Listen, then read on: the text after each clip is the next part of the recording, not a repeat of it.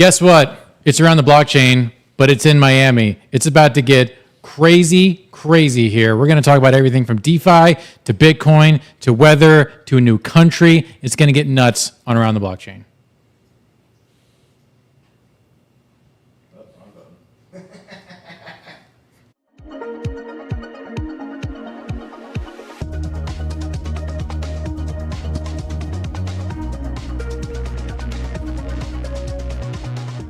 Welcome to Around the Blockchain. I don't know what camera I'm supposed to look at, but here we are anyway in Miami, Florida during Bitcoin Miami, and I have a live panel. This is one of the first times we've ever done a live panel here on Around the Blockchain. We've got Crypto Crow, we've got Cassius Cuvée, we've got Crypto Lifer, C Cubed, all ready to talk about crypto.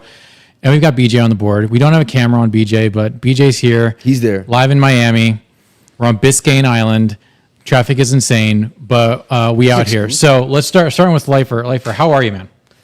Can't complain. Thank you so much for having me. When you guys hit me up, said, do you want to do the show live? Are you going to be in Miami? I said, of course I would. Thank you so much. This is awesome. It's fantastic. Cassius, what's up? Man, I'm doing great. Great to be down here. We're hitting network, man. We're having a great time. We're just getting warmed up. If you guys haven't seen the music video, check out my page or Ben's page. Wait, on Twitter? On Twitter, Instagram. Okay. All right. Crow, what's up? What's up? I just finished my music video too. So what's what? up? We actually just got into town. We booked in our hotel, and then I got a text message. Hey, we're going to do a show. I had no idea this was going to be live today. I thought it was going to be edited so that you guys could clean me up. But hey, whatever. Here we are. No, he shows up. He darkens the doorway. Crow is a gigantic 9-foot man, and he's looking sharp. You're looking very, very fresh. You're like the anti-Miami colors. You're all denimed out in black. Yeah, I look smaller in black, don't I? That's what the real Miami people wear. Yeah, you only looked like 8 If I wear bright colors, then I look like 11 foot tall. That's so true. All right, so we did, most of us at Hidden Network did the registration today. It seems like there are big bear market vibes. Was anyone else at the show today at the convention center? What's the vibe? How are you feeling it, especially compared to last year? How are you comparing it? Just jump in. I didn't go last year, so I can't compare it, but I've been to other events. I mean, yeah, all the 4 events I've been to, Siena, Cardano in Las Vegas, Decentral, even Consensus. Yeah, I mean, you see these gigantic spaces and you're expecting lines of people. It's really the hardcore grinders, man, which is kind of cool because you can really get in contact. Like, I got to actually talk to Michael Saylor, not do a real interview, but I got to say hi to him and say, I saw him 2 or 3 times already, met everyone that I really wanted to meet in the industry that I really wanted to meet. It's kind of like today was industry day 2. Tomorrow will be general admission, so I don't think you get your full feel until we get till tomorrow, But yeah, it's definitely, you would like a vibe of a little more people, but again, it's about connecting with the people that are growing the behind the scenes of crypto. So that's what's been really amazing for me. Yeah. It was interesting to see, like, it was sparse, and then Michael Saylor showed up, and the dude got mobbed within like 5. Once like the scent was out, once the blood was in the water that like Saylor was here. Is he still a Bitcoin maxi? I don't know. Crow, what'd you think? You were here last year, right? Yeah, I was here last year. Okay.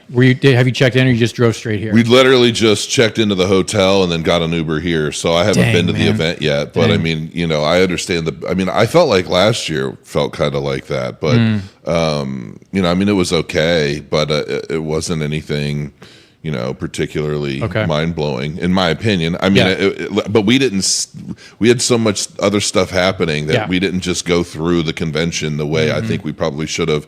And we didn't really have time to listen to any lecture. Like, I'm actually really interested in seeing Robert Kennedy Jr. I wouldn't mind seeing Michael Saylor, Lucky. There are a few speakers that I'm actually interested in hearing and seeing what they have to say at the event. So I'm actually pretty excited. There's so many different parties and events and all kinds of stuff. I feel like we have 2 or 3 different things every night. Yeah. And like, as soon as we leave here, we're probably going to the first one. And don't expect to see me sober the rest of the weekend. Hey, same. Tomorrow's ATB is going to be pretty lit.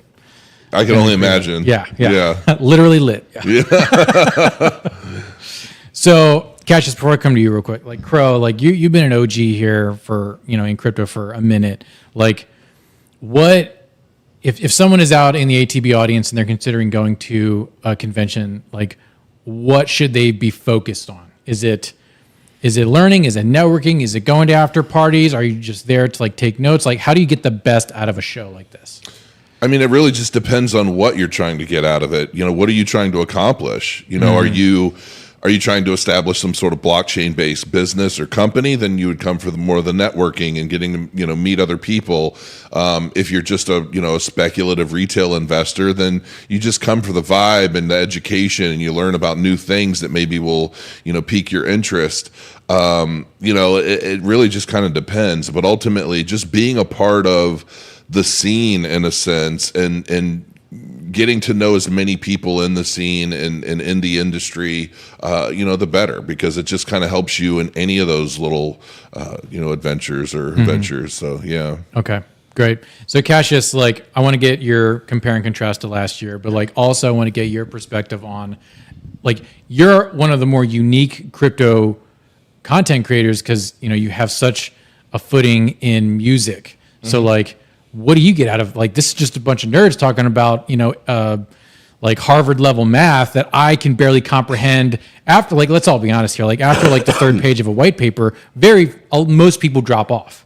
So what does someone like you or me expect to get out of it? Well, first I'll say I went to Bitcoin 21 and 22. Oh, 21 too. So I've been to both. As far as it was obviously in 2021 it was different, just a little bit, and then 2022 it was a little bit smaller. I went down there today as well, and it was because it was the first day. It's before day. It was a little bit hard to judge. Okay. But one thing I want to point out is that when you come to these type of events in bear markets, you kind of get, in some respect, a higher caliber of person or people who are more passionate about crypto and Web3 and blockchain technology. So the vibe to me is still great. The party we went to last night was great. Everybody there is, we're in it all the way. So some of the best people in crypto are here right now. So for someone like me who likes to party, have fun, experience a Web3 lifestyle, I'm having a great time no matter how many people are coming to the conference, because all the real folks are here.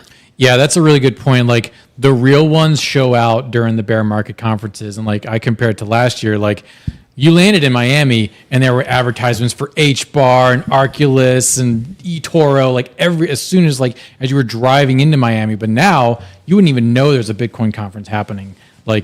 There's no ads in the airport. There's barely any advertisements around the convention center. You got to turn a corner and oh yeah, it's Bitcoin 2023. So the vibe is definitely different, but I totally hear what you're saying. People who actually want it, they've actually showed up here, because I could definitely tell last year there was the floor for the bullshitters was very high. You were kind of wading through a bunch of the people who were just It's also a good way to just know who's already been averaging in. Yeah. Because there's still people waiting by the wayside. I'm going to wait and see until something starts popping off a little bit. I'm not going to be overly interested. I'm definitely not going to get on a plane and travel to something. Yeah. But I'm willing to bet we've already, established substantial sums by averaging in over the past even 6 months. And so we're already on the train ready to go. Yeah. So there are a lot of these other people out there, whether they're new to the markets or they're new to they're just new to blockchain or Bitcoin in general. They're not in yet. So they don't have that drive to really get in the thick of it and become a real part of it, because they're still kind of waiting. They're being the, what do they call it, the armchair quarterback, so to speak. The people are just kind of watching from the outside. They got a lot to say, but they're not really doing anything yet. Yeah. So, but that, like he said, it's how you know who the real folks are. We've been through this. He's been through, this is his third convention, or the Bitcoin convention. I don't know. How many have you been to? 4 or 5. 4 or 5. I mean, it's we've all been around the block multiple times, so we know where we're at. We know what's to be expected. It's easier for us to get excited about stuff, even though the weather may not be super exciting. We know what's yet to come, and a lot of people are still learning and figuring that out. Yeah, it's going to be really telling once we actually get on the floor tomorrow, and I'm actually able to kind of absorb the show a little bit more. Who is here and who is not here. That's really telling. The projects that are here have bought the booth space during the bear market, those are the ones that have a much higher likelihood to pop later on. Exactly. That's one thing I'm actually very curious about tomorrow. I'm going to be taking notes. Who, anybody that, I've always said, anybody that is spending money, whether it be in development, marketing, hiring, research, development, whatever, those are the ones that are invested. They're the ones that are here. They're not necessarily, they still could be. There are a lot of cash grabbers in the industry, right? People that are just looking to cash out, but a lot of those companies are really looking to cash out on the hype and the FOMO and the bourgeois.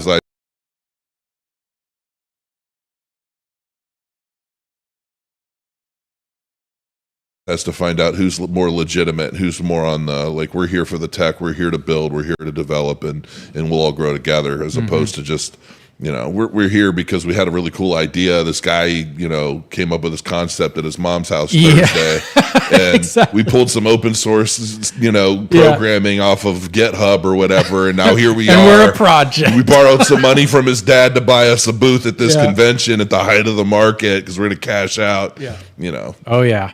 Okay, so I know we didn't talk about this in the pre-show or anything like that, but like, how awkward is the Ledger booth going to be this year? Is there going to be one? Awkward. Is there going? Did they pull? So Well, you guys are sitting in the front. I'm going to be going in the booth from the back door. yeah, that's just like them. So Lifer, like for the audience at home, just give them like a 30-second summary of just the mess that's happened with Ledger over the past 48 hours. So everyone knows you get a hardware wallet to be your own bank, right? And it kind of, you know, I go to the movie Braveheart a lot. I don't know. I see a similarity, and I'm not, you know, not about the violence, but about like the energy of becoming free and fighting for what you want and being, you know, your own banks, being sovereign financially, right?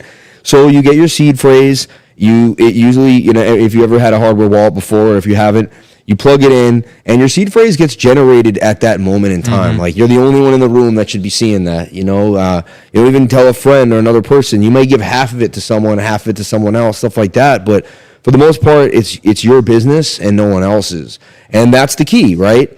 Now, we see Ledger came out, and I think it was leaked too. So like, it didn't come out the way they wanted it to come out, but it came out that they were going to put a back door in to the Ledger new upgradable software that, if you lost your private keys, you know, back in the day and up until now, that's too bad. Like, you lose your private keys. And that is an issue. I see it for, like, you know, they say the grandmas and, you know, the baby boomers that are getting in. And, like, you know, some of them are becoming 60, 70 years old, and they write everything down, and they may forget one of the words of the seed phrase. So I believe they're trying to basically cater to that new market. At the same time, it almost says, well, we've sold enough to you guys in a way. It's like a slap in the face to old school people. And number two, it makes people that are really diehard, you know, be your own bank type of person not want to touch Ledger at all. It gives it a really bad taste in the OG person's mouth, or in programmers, anyone who doesn't want the government like prying into every aspect of your life. We were just having a talk on Debate Crypto, a pre-record, and we were discussing, like, someone mentioned, hey, they force you to KYC. Like, was this a gabble down from like from the government that is trying to first find out how they can actually, you know, they want your social security number on your hardware wallet. I mean, that's really what it comes down to. They don't want you to be able to press plus 50 times on your MetaMask and continue to make a new wallet, right? And then how many? I don't know. I must control like 150 addresses when I think about it, or more, and all the different things that I've done. So people forget about addresses they even have, like, you know, and not even on purpose, you know. So it's got people up in arms because you're wondering how many other backdoors are there.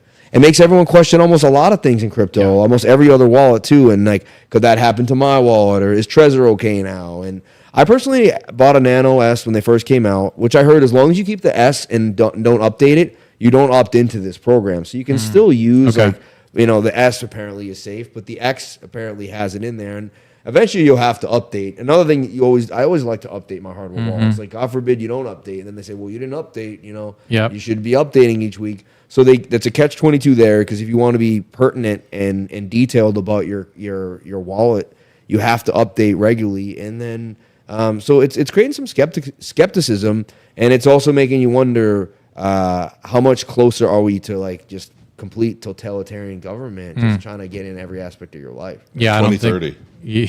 That's the plan, right? Got a few years left. Yeah, that was the plan that they actually literally wrote a book about. Right? That it's called Plan 20 Agenda 2030 from the UN, and that came down from the World Economic I was actually going to do a video, and I probably still will. If you just go to Google and type in by 2030, it'll blow your mind. Oh yeah, It'll blow your mind. Everything that's just coming down the pipe by 2030. By 2030. Yeah. Do that. Follow that up, and then also do a died suddenly and see whose name's. Oh yeah, I've done that already. That's get you going. Yeah. All right. So Pure blood for life. what's your read on this Ledger situation? Because a couple of the tweets popped up in the past 24 hours. But like, what's your read on the Ledger situation? Is everyone just freaking out for no reason? This is just a bunch of maxis just like, clutching their pearls? I wouldn't say for no reason. No, Okay. I mean it definitely goes against the basic ethos of why we want to have a hardware wallet. I don't know necessarily like the technical things about like if you update this ledger or S and all that kind of stuff, but it still opens up the door for what if they just did that, right? And it does ask the question about what about Trezor? What about the other hardware wallets? Are they all going to do this? And if there wasn't a backdoor in my older version, now they're going to have a backdoor on the newer version. Mm-hmm. So it's concerning. Like we need a solid answer. If trust is money and money is trust, like we need to be able to trust our hardware wallet too because it holds our money. And we can't be our own bank if we can't even trust that we are our own bank. Mm-hmm. So I definitely think that it's something that we got to keep a close eye on because this kind of caught me off guard. This kind of came out of left field, right? Yeah. We hear about regulation and different things, and they're trying to label different security, different cryptos as securities. You kind of like which one is next. Mm-hmm. I don't know. It feels like Ledger was always the one that kind of had our backs. You know what I mean? Mm-hmm. And so for them to do, and I understand why, like you said, for the folks who are older maybe, or anybody who's part of the reason, there's a lot of folks I talk to who do not want to be their own bank. Yeah. They want to be able to reset a password. They don't want that responsibility. Trust me, I talk to a lot of people like that, friends, family, all kinds of people. So I get the temptation to want to offer a product like that, but it's almost like, couldn't you start a new company with a new wallet that does that? Like keep Ledger. I guess that's how I kind of felt about it. Yeah, it does muddy the waters because, like, what are you the hardcore cold wallet company, or are you the wallet that has basically multi-sig but crappy multi-sig for normies? Crow, like, is there any wallet that's safe now? Is anything safe? Should we have been surprised by this? I personally, I have like a little collection of fun hardware wallets that I've never even powered on. I don't use a hardware wallet. I have my own kind of systems for that stuff. And,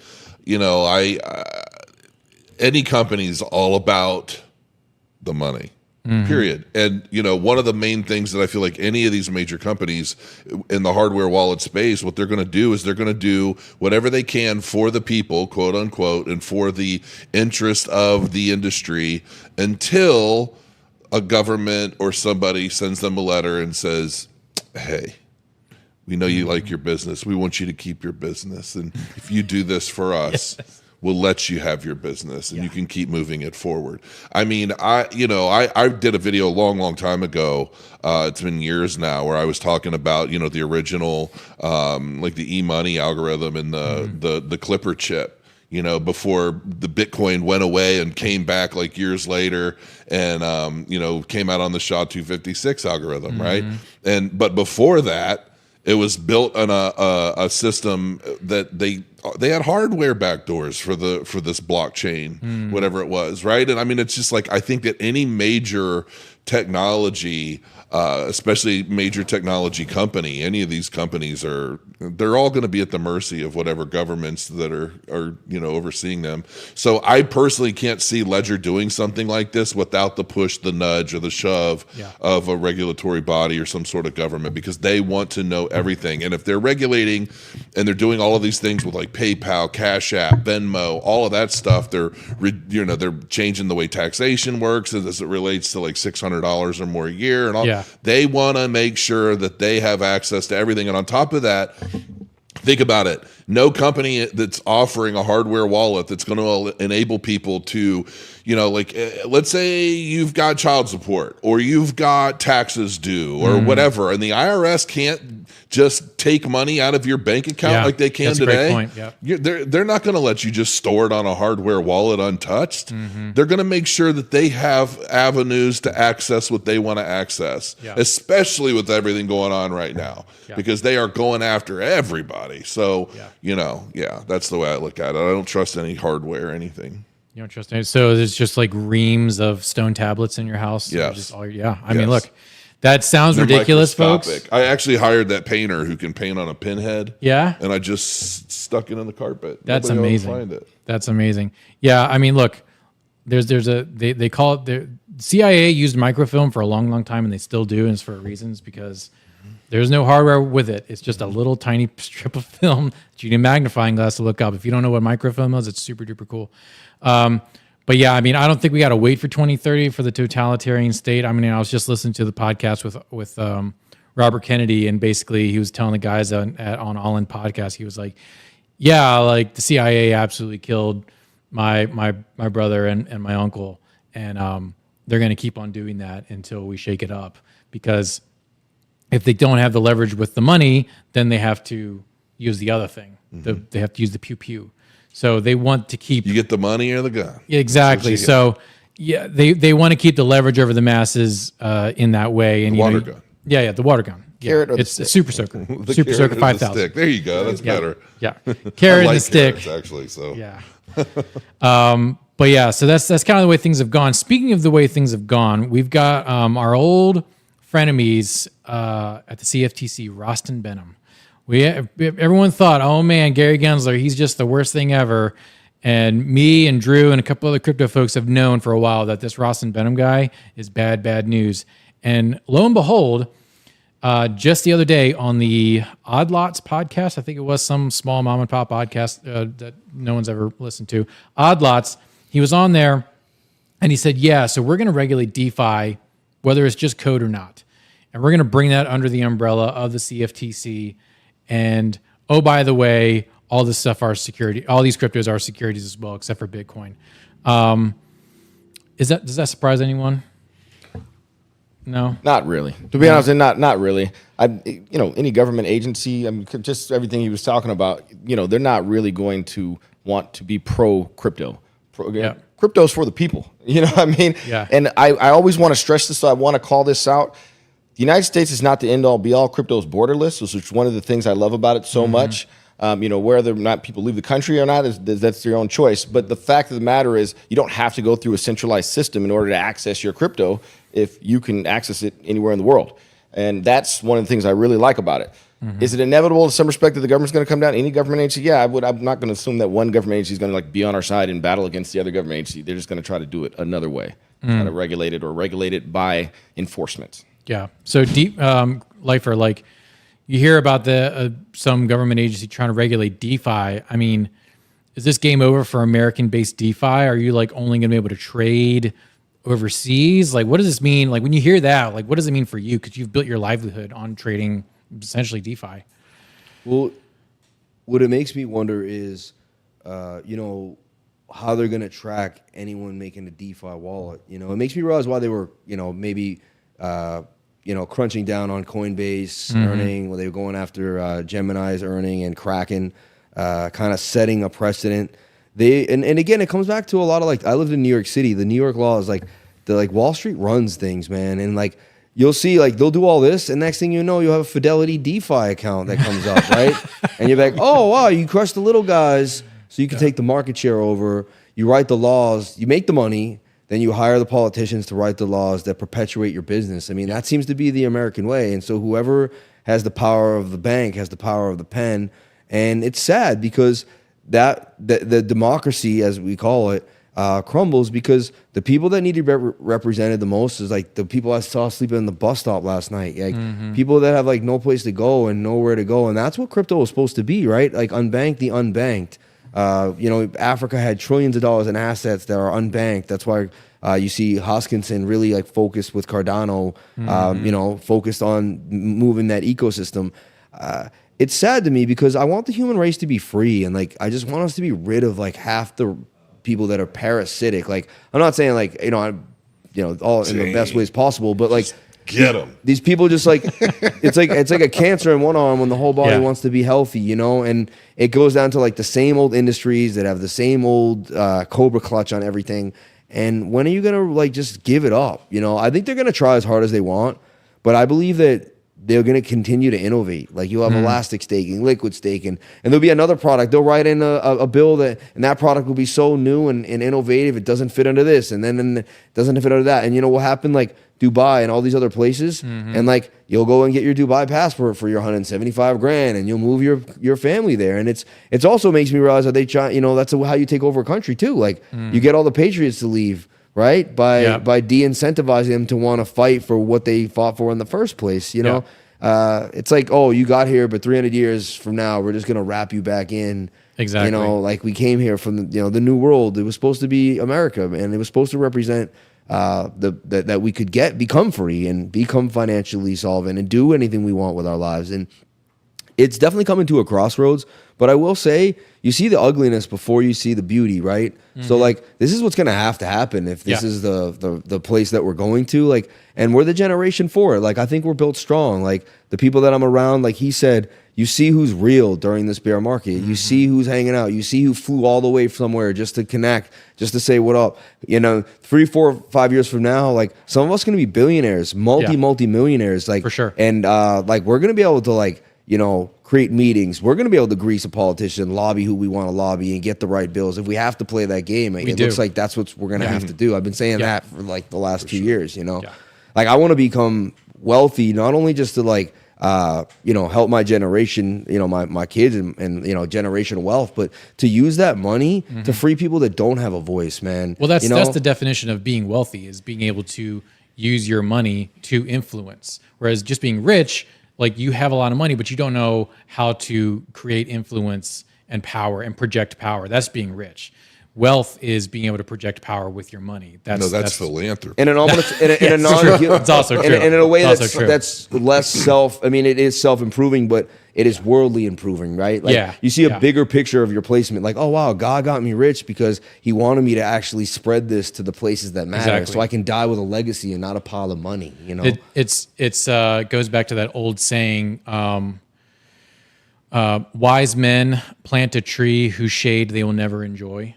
Like, exactly what I was just Nick, man, you always drop gems, man. You're the best, man. I love start our rocking with you, own man. crypto-based World Economic Forum, but we won't see any of the benefits of it. But if you can at least plant the seed for the future, maybe it can do something at some point. Yeah. And we've had generation upon generation of Americans that have only been concerned about planting weeds, things that they can harvest right now. They've been to be honest, I think like Gen X, or even not even the boomers, it was like a mixture between Gen X and then like the silent generation, were really like the last generations to like plant seeds to create shade that they would not enjoy. Because you can, and especially like Gen Z, God help them, like they don't have that mindset of forward thinking and like legacy building and stuff. Like, at least in America, like I could say, like when I went over to Eastern Europe, they just want the next meal. Exactly. Yeah. It's that next dopamine hit. Like that's as far as a lot of like even millennials are thinking of. Is like, I'm just planning the next 48 hours to get as much dopamine as I can, and trying to have them think beyond that is extremely. They're just like, that's hurts. stupid. It's like, whoa, yeah. That's like cognitive dissonance. It's like inconceivable to them. Yeah, Yeah. And it's the same thing for millennials too. They're like, oh, if you're not affirming my value system, like I have no use for you. Like, well, okay, hang on a second. Like, just because someone isn't talking the talking points doesn't mean that their opinion is worthless, right? So. And there's a lot of growing you can do when you engage with ideas that you're not used to.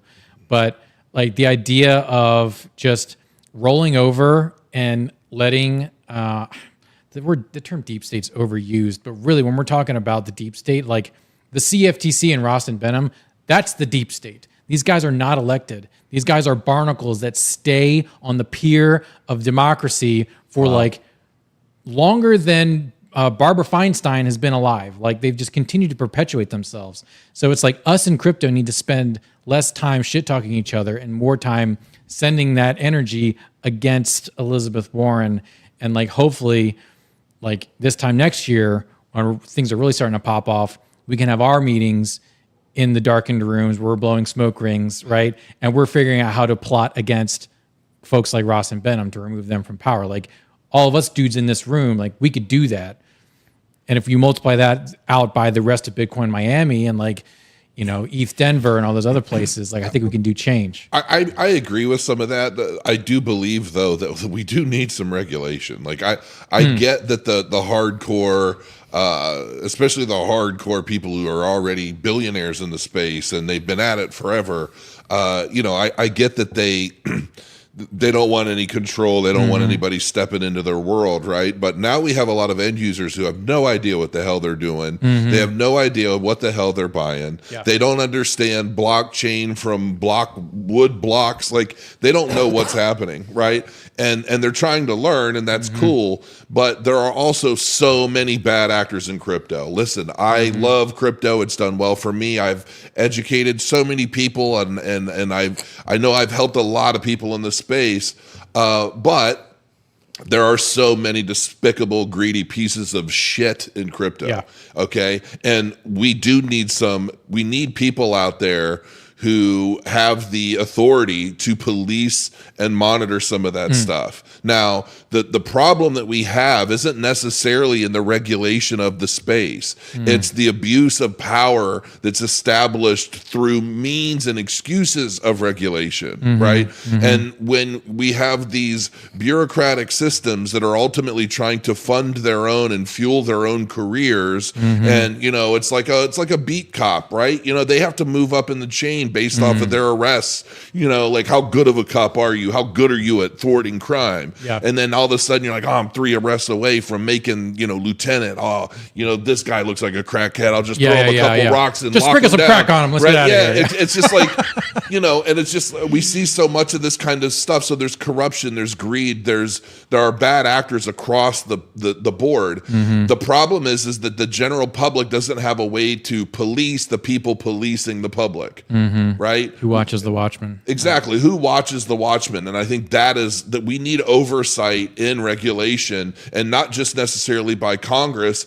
Right now we're caught up in a position where we can see all kinds of crimes, criminal behavior, bad actors doing whatever they want. But when the people that are responsible for policing these efforts are like on the side of the criminals, it's like, what do you do? It's not about, I believe that we do need regulation in this space. I'm one of the few apparently that believes that, but we need responsible regulation, which we don't have yet. And that's what's creating so many people that are up in arms, because we don't have responsible regulation. Yeah. We just have like an enforcement campaign. So I want to clarify like my position. I want to understand yours better. Like when I hear of what the CFTC is doing, I'm seeing a bunch of bureaucratic goons writing up papers that no one gets a chance to vote on, right? That's like every law now, though. 10,000 pages technically, overnight. laws are voted on, and they go through the process. Like, I can vote for a representative. 5,000-page bills were passed through you're at not 2:30 wrong. in the morning. Yeah, you're not wrong. When nobody had the opportunity. I mean, that's not just about crypto. That's with all of it. That's the entire system is bunk,